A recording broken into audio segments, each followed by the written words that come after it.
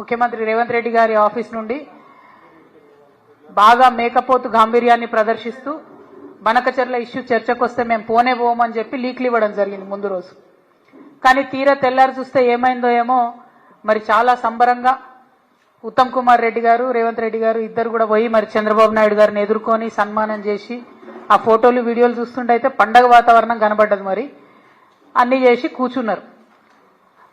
వీళ్ళు మీటింగ్కి పోయినరు, జలశక్తి మీటింగ్కి. మొట్టమొదటి అంశమే ఎజెండాలో బనకచెర్ల జరిగింది. అక్కడ మొట్టమొదటి అంశం బనకచెర్ల ఉంటే కూడా కనీసం పౌరుషం లేకుండా, సిగ్గు లేకుండా ముఖ్యమంత్రి గారు, మన ఇరిగేషన్ శాఖ మంత్రి గారు మీటింగ్ మొత్తం కూడా కూర్చొని అప్పనంగా గోదావరి జలాలని గిఫ్ట్ లెక్క చంద్రబాబు నాయుడు గారి చేతిలో పెట్టి రిటర్న్ రావడం జరిగింది.